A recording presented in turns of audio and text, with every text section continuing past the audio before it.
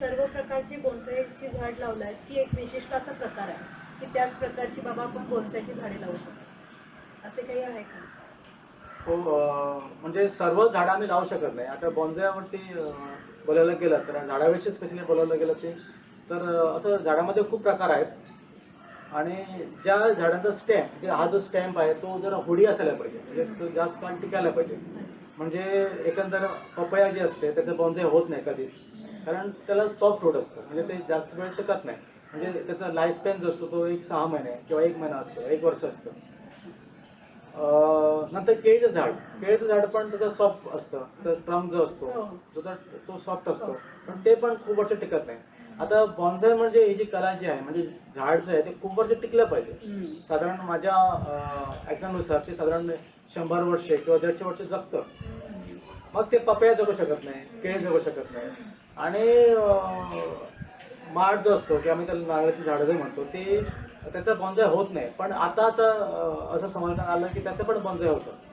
पण एकंदर ज्या झाडांची जे खोड असतात किंवा त्याची मूळ असतात ती समजा हार्ड असेल तर त्याचं बॉन्झाय होऊ शकतो. किंवा चिकू म्हणा, नंतर फणस म्हणा, ही झाडं बॉन्झाय होऊ शकेल. म्हणजे तुम्हाला समजा फळं आवडतील तर फळ झाडावरती तुम्ही बॉन्झाय तयार करू शकता. तुम्हाला फुलांमध्ये आवड आहे तर तो फुल झाडांची बॉन्झाय तुम्ही तयार करू शकता. समजा तुम्हाला अगदीच मेंटेनन्स नको आहे, म्हणजे तुम्ही त्याची निगराणी तुम्हाला घ्यायचीच नाही, तर फायकस जो व्हरायटी आहे त्याच्यामध्ये आहे वड आहे, पिपळ आहे, नंतर तुम्हाला रोमड आहे. तर हे जर समजा तुम्ही झाडाची तयारी समजा केली तुमच्या गार्डनमध्ये समजा आहे किंवा नर्सरीमध्ये तुम्हाला मिळाली तर त्याची 0 मेंटेनन्स आहे आणि ते कधी मेंटेनन्स करायची गरज नाही. आणि ते आपण सहजरित्या म्हणजे त्याला वाढवू शकतो घरच्या घरी. हो, घरच्या घरी वाढू शकतो. तर सर माझा पुढचा प्रश्न आहे की बोनसाय आपण इंडोर लावू शकतो की आउटडोर? ॲक्च्युली बॉन्झाय हा जो प्रकार आहे आम्ही इंडोर कधी ठेवत नाही. हे जरा मिसकन्सेप्शन आहे. म्हणजे समजा आमच्या घरामध्ये समजा गेस्ट आले, ते गेस्ट 1-2 तासाचं येतात किंवा 1 दिवसाचं येतात, तेव्हा तुम्ही बॉन्झायचे झाड आहे तुम्ही ते इंडोर आतमध्ये ठेवू शकता. म्हणजे तुम्ही त्याला कॉरिडॉरमध्ये ठेवा, नाहीतर पॅसेजमध्ये ठेवा. समजा तुम्ही आतमध्ये ठेवायचं असेल तुम्ही 2-3 तास ठेवू शकता. म्हणजे हे झाड कम्प्लिटली इंडोर नाही आहे, त्याला पार्शियल सन पाहिजे, म्हणजे त्याला सूर्यप्रकाश पाहिजे, गरजेचं आहे. समजा तुम्हाला इंडोरच पाहिजे तर इंडोरची झाडं आहेत. म्हणजे समजा तुम्हाला एक झेड प्लांट म्हणून आहे, तो बॉन्झाय प्रकार आहे. किंवा ॲडेनियम आहे, फ्लावरिंग आहे मस्तपैकी, ते इंडोर 2-3 दिवस राहू शकतं.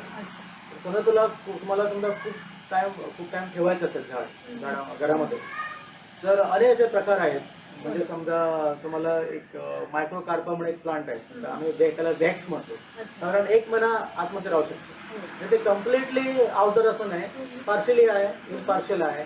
आणि जास्त करून जे फायकस व्हरायटी आहे ज्यांना सनलाईट पाहिजे ते आउटडोर आम्हाला ठेवायलाच पाहिजे. म्हणजे एक 2 ते तास इंडोर ठेवायचं, नंतर आता आमचे गेस्ट समजा गेले तर त्याला आम्हाला आउटडोर ठेवायला पाहिजे. ठेवू शकतो. तर सर पुढचा प्रश्न माझा असा आहे की असं म्हणतात की बोनसाई ट्रीज किंवा प्लांट हे घरात लावू नये, तर ते त्याबद्दल तुमचे काय मत आहे? मला खूपशा वेळी हाच प्रश्न विचारतात, म्हणजे बॉन्झाय घरामध्ये का लावत नाही. आम्हाला सगळ्यांना माहीत आहे की आमच्या हिंदूप्रमाणे एक सण आहे, त्याला आम्ही वडाची पुनाव म्हणतो किंवा वटपौर्णिमा म्हणतो मराठीमध्ये. आणि ही साजरी करण्यासाठी बहुशा जी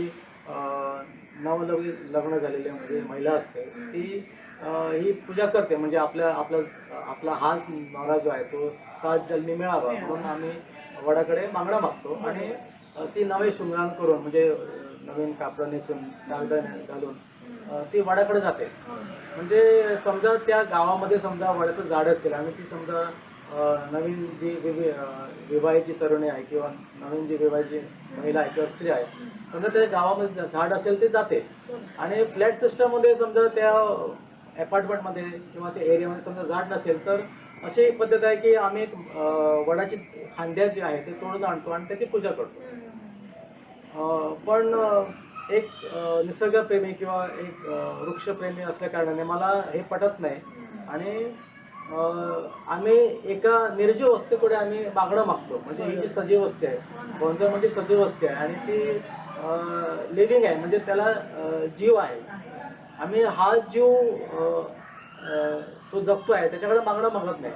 पण आमच्याकडे समजा पर्याय नाही आणि आम्ही समजा खांदी कट करून आणली आणि त्याची जे मागणं मागत तर काय मागणं मागणार, म्हणजे एक निर्जीव वर्षाचं तुम्ही काय मागणं मागणार. सो माझा असं कन्सेप्ट होता की समजा कुणाला शक्य नाही बाबा तुम्ही 10-20 बोंजा ठेवण्याची गरज नाही, पण समजा तुमच्याकडे शक्य एक झाड ठेवायची शक्यता आहे आणि आम्हाला ते वर्ष लागतं, म्हणजे वड जो आहे तो कधी कधी वापरण्यात येतो. समजा तुळशी आहे किंवा तुळशी आम्ही दररोज पाणी घालतो, ते तुळशी वृद्धामध्ये आम्ही ठेवतो, ही झाड तुम्ही ठेवू शकता. आणि समजा वटपौर्णिमेला समजा तुम्हाला झाड पाहिजे, समजा तुम्ही एक कुठचं तरी झाड एक समजा खांदीचा मात तुम्ही यावर्षी आणले, समजा तुम्ही त्याचं कुंडीमध्ये समजा ते लावली ना, समजा त्याने रूट्स घेतले आणि समजा ते झाड जगलं तर ते तुम्ही दरवर्षी त्याचा उपयोग करू शकता. आणि असं होतं की म्हणजे माझी आई अगोदर मला म्हणायची की हे बाबा झाड घरामध्ये ठेवायचं नाही, रूमात ठेवायचं नाही, वड ठेवायचं नाही, त्याच्यावरती भूतं येतात किंवा असे खूपसे मिसकन्सेप्शन आहे.